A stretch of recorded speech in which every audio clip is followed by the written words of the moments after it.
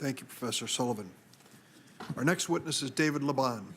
Mr. Laban is the president and CEO of the Association of Prosecuting Attorneys, a national association representing elected deputy and assistant prosecutors. Previously, he was director of the American Prosecutors Research Institute and executive director of the California District Attorneys Association. He was also a deputy district attorney in Orange and Humboldt counties in California. He's a graduate of Cal State Fullerton and received his JD from Western State University. Mr. Laban, please proceed. Good morning, Mr. Chairman, Ranking Member Cruz, and members of the subcommittee. Thank you for the opportunity to testify before you today. My name is David Laban. I'm the president of the Association of Prosecuting Attorneys, a private nonprofit mission whose support is to support and enhance the effectiveness of prosecutors in their efforts to create safer communities. APA is the only national organization to represent and include appointed, elected, as well as their deputies and assistants. On behalf of APA, I am pleased to have the opportunity to address the issues surrounding this vast expansion of self-defense referred to as stand your ground. As prosecutors, we seek to do justice for victims and hold offenders accountable for their actions, especially in cases where life has been violently ended, whether by firearm or other deadly means. Since 2009, APA has tracked the legislative progression of stand your ground and assisted prosecutors who have been working to enforce these expansive new laws. I have attached to my testimony our statement of principles regarding the stand your ground laws. These laws have raised a number of troubling and dangerous concerns. Prosecutors and their professional associations have overwhelmingly opposed stand your ground laws when they were in their respective legislatures. The concerns expressed included the limitation or even elimination of prosecutors' ability to hold violent criminals accountable for their acts. However, even with this opposition, many states have passed stand your ground laws. Many of these laws included provisions that diminish or eliminate the common law duty to retreat, change the burden of proof regarding reasonableness to a presumption, and provide civil and criminal immunity. By expanding the realm in which violent acts can be committed with the justification of self-defense, stand your ground laws have negatively affected public safety and undermined prosecutorial law enforcement efforts to keep communities safe. They've undermined standard police procedures, prevented law enforcement from arresting and detaining criminals, stymied prosecutors, deterring them from prosecuting people who claim self-defense even when killing somebody in the course of unlawful activity. In some states, courts have interpreted the law to create a new procedural hurdle in the form of immunity hearings, which effectively transfer the role of the jury over to the judge. Moreover, because these laws are unclear, there's been inconsistent application throughout the states and even within their respective states. Prosecutors, judges, police officers, and ordinary citizens have been left to guess what behavior is legal and what is criminal. Even with the best efforts to implement these broad measures, defendants, victims' families and friends, investigators, prosecutors, defense attorneys, trial courts, and appellate courts have been forced into a case-by-case analysis with no legal certainty as to what they can expect once a life has been taken. Stand your ground laws provide safe harbors for criminals and prevent prosecutors from bringing cases against those who claim self-defense after unnecessarily killing others. For example, in February of 2008, a Florida case, a drug dealer by the name of Tavarius China Smith killed 2 men in 2 separate incidences, the first drug-related, the second over retaliation. Though he was engaged in unlawful activity in both instances, prosecutors had to conclude that both homicides were justified under Florida's stand your ground law. Unfortunately, this example is not an anomaly. A recent study concluded the majority of defendants shielded by stand your ground laws had arrest records prior to the homicide at issue. Stand your ground expansion began in Florida in 2005. It is our position that common law sufficiently protected people's rights to defend themselves, their homes, and others. The proper use of prosecutorial discretion ensured that lawful acts of self-defense were not prosecuted, and I have not seen evidence to the contrary. After reviewing the legislative history of the Florida provision, the very case used to justify this broad measure, it involved no arrest or prosecution. The law enforcement community responded properly to the shooting, and the homeowner was never arrested or charged in his lawful exercise of self-defense. Because the provisions of stand your ground laws vary from state to state, I will attempt to summarize some of the provisions which have caused prosecutors difficulty in uniformly enforcing law. First, the meaning of unlawful activity needs to be clarified. Many states have extended stand your ground protection to people who are in a place where they have a right to be and not engaged in unlawful activity. Can a drug dealer defend his open-air drug market? If an individual is a felon, does he have a right to kill another with a firearm? Second, immunity is rarely granted in criminal law, with a few exceptions existed in order to encourage cooperation with law enforcement and the judicial system. The legislature should remove the immunity provisions and clarify that self-defense is an affirmative defense. Third, the replacement of presumptions with inferences will eliminate many of the dangerous effects. This, coupled with an objective rather than a subjective standard, will improve accountability while protecting the right of self-defense. Fourth, the statute should be amended to prevent an initial aggressor from claiming self-defense. Some laws allow a person to attack another with deadly force and later use stand your ground to justify killing the person he or she attacked if that person responds with like force and the initial aggressor cannot escape. Finally, we recommend that the law be limited so stand your ground cannot be raised when the victim is a law enforcement officer, regardless of actual knowledge. Statute should be amended to read that stand your ground should not be applicable against a law officer only acting within the course and scope of their duties. Taken together, I believe these reforms to the various stand your ground laws will help minimize their detrimental effects and restore the ability of investigators and prosecutors to fully enforce the law, promote public safety, while continuing to respect the rights of law-abiding citizens to protect themselves and their families. Thank you, Chairman, for holding this hearing. And as I've been sitting here, I do want to reflect the decision to take life is one of the most solemn decisions any person can ever raise or be faced with. It should not be taken lightly. Public policy should not encourage one to violently take the life of another. Once that event occurs, and having prosecuted cases and dealing with the victim's family here, both lives are forever changed. The individual who chooses to make the decision to take life, as well as the victim's family. Thank you. Thanks, Mr. Laban. Our next witness is Ilya Shapiro. He's a senior fellow in constitutional studies at the Cato Institute. Previously, he was a special assistant advisor to the multinational force in Iraq on the rule of law issues and was an attorney in private practice at Patton Boggs. Mr. Shapiro received an undergraduate degree from Princeton, a master's from the London School of Economics, and a law degree from the University of Chicago Law School. He clerked for Judge Grady Jolly of the Fifth Circuit Court of Appeals. Mr. Shapiro, please proceed. Mr. Chairman, thank you for this opportunity to discuss the right to armed self-defense. It's most appropriate that this hearing was originally scheduled for September 17th, marking the anniversary of the Constitution's signing. On that day, public schools have to teach about our founding document. My organization, Cato, which thankfully isn't publicly funded, celebrates Constitution Day by releasing our Supreme Court review.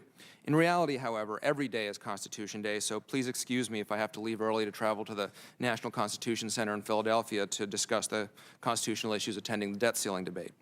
Now, stand your ground is tremendously misunderstood. All it does is allow people to defend themselves without having a so-called duty to retreat. That concept has been part of U.S. law for over 150 years. About 31 states, depending how you count, now have some type of stand your ground doctrine. The vast majority in common law before legislators took any action. Some, like California and Virginia, maintain it without any legislation still. Of the 15 states that have passed stand your ground since 2005, a majority had Democratic governors, including Jennifer Granholm, Janet Napolitano, and Kathleen Sebelius. Louisiana and West Virginia passed them with Democratic control of both houses.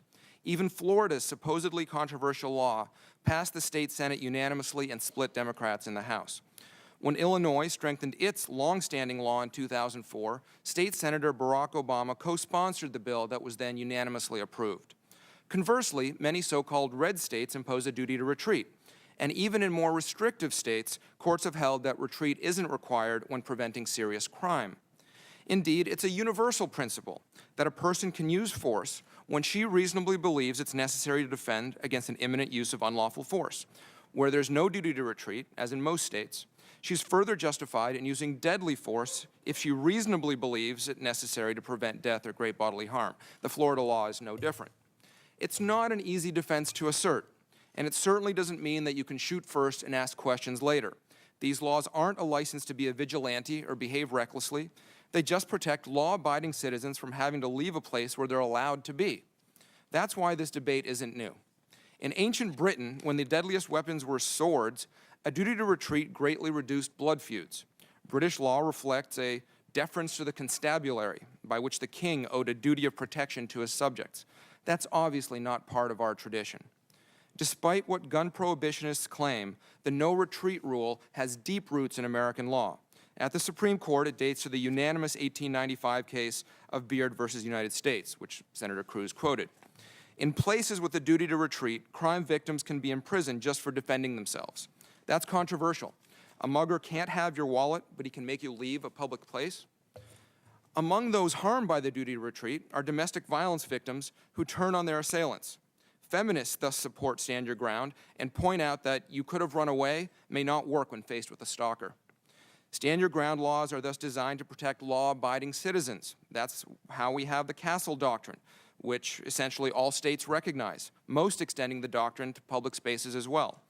It's bad enough for an innocent person to find herself threatened by a criminal, but to then have to worry about whether she can retreat lest she face lawsuits is too much to ask. As the progressive Justice Oliver Wendell Holmes wrote in the 1921 case of Brown versus United States, quote, "Detached reflection cannot be demanded in the presence of an uplifted knife."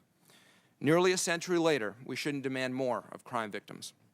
Of course, any self-defense rule bears the potential for injustice. For example, in a two-person altercation, one may be dead and the other dubiously claims self-defense. These cases, like Trayvon Martin's, implicate the self-defense justification generally. If George Zimmerman was the aggressor, then he has no self-defense rights at all. If Trayvon attacked Zimmerman, then the only question is whether Zimmerman reasonably believed that he was in danger, not whether he could have retreated. And if Zimmerman provoked the confrontation, he lost the protections of stand your ground law. In short, hard cases make skewed policy debates. This committee is well familiar with that demagogic dynamic after Sandy Hook. While anti-gun lobbyists have used both that tragedy and Trayvon Martin to pitch all sorts of gun control laws, what they really target is the right to armed self-defense. With stand your ground laws, yes, prosecutors need to show evidence to counter claims of self-defense, not simply argue that the shooter should have retreated. For those who value due process, which should include historically mistreated minorities, that's a feature, not a bug. Finally, I should mention one episode that's contributed to the sensationalism surrounding this debate, the attempt to intimidate organizations with any ties to the American Legislative Exchange Council. Accordingly, I've submitted with this statement Chairman Durbin's letter to that effect and the response by Cato's president, John Allison. Thank you for having me. I welcome your questions. Thank you, Mr. Shapiro. Our next witness is John Lott. Mr. Lott is the president of a newly formed organization, the Crime Prevention Research Center. He previously served in research or a teaching position at the University of Chicago and Yale, among other schools. He was the chief economist at the U.S. Sentencing Commission from 1988 to 1990. He's currently a weekly columnist and contributor for FoxNews.com. He received his Ph.D. in economics from UCLA. Mr. Lott, please proceed. Thank you very much, Chairman Durbin and Ranking Member Cruz and other distinguished members. Stand your ground laws help people. Oh, I apologize. Thank you very much for being here. Stand your ground laws help people be able to defend themselves. It's the people who are most likely to be victims of violent crime, primarily poor blacks, who benefit the most from having the option to be able to protect themselves. What's been lost in part of this discussion so far is the reason why states have adopted these laws. Requiring people to retreat as far as possible creates confusion, creates doubt, and can make it more difficult for people to be able to go and defend themselves.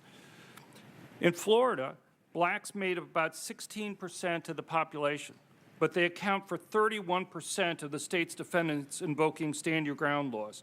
Black defendants who invoke the statute to justify their actions are actually acquitted almost 8 percentage points more often than whites. The Tampa Bay Tribune has put together very detailed data on stand your ground cases. Up through July 24th of this year, from beginning of 2006, the newspaper had collected 112 cases.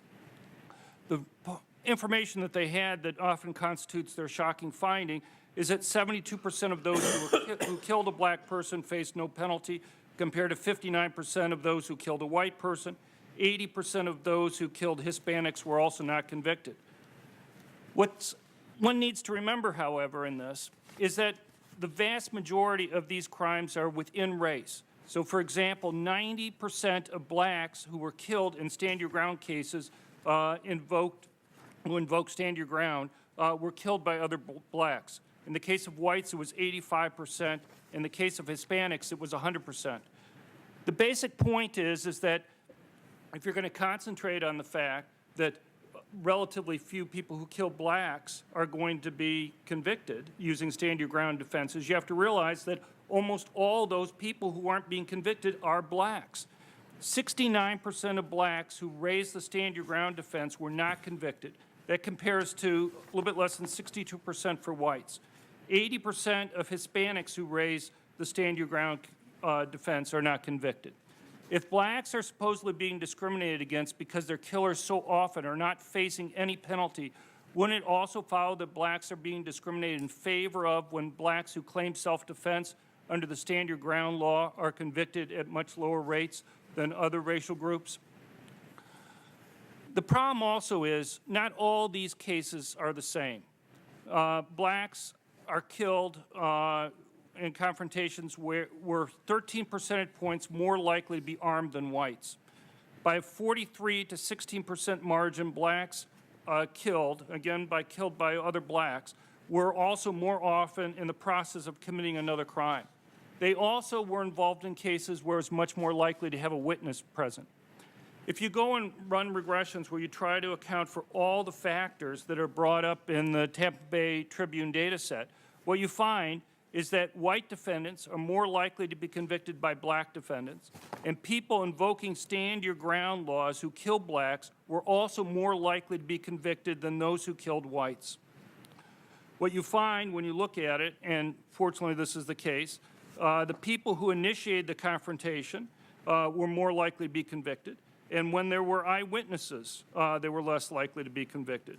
Armed individuals, and when more than one person was killed, also were much more likely to result in convictions. The Urban Institute report that was brought up earlier, I think actually shows the opposite of what has been quoted here. One of the important things just to mention, John Roman, who wrote this, noted stand your ground laws appears to exacerbate, well, he said they appear to exacerbate racial differences, but he acknowledges his data lacks details available in the Tampa Bay Tribune data. Quote, the data here cannot completely address this problem because the setting of the incident cannot be observed. And if you go through his paper, what you find, he has no data, no information on whether an eyewitness saw the confrontation, no data on whether there was a physical evidence. He has no evidence on a whole range of things in order to try to factor those into account. The big thing, if you look at his study, the central finding is to look at Table 3. And what you find is that when blacks are under stand your ground laws, their situation in terms of conviction rates actually fall. If you look at the Texas A&M study that was mentioned, they do not account for any other gun control laws. If you're going to look at stand your ground laws, whether you have right to carry, the number of people who have permits is going to be important. And when you account for those things, their results disappear. If you're talking about castle doctrines, whether people are able to get quick access to guns is going to be important. And again, nothing about gun lock or safe storage laws are accounted for in those studies. And when you do that, their results also disappear. Thank you, Mr. Ladd. Our final witness is Lucia McBath. Ms. McBath is the mother of Jordan Russell Davis.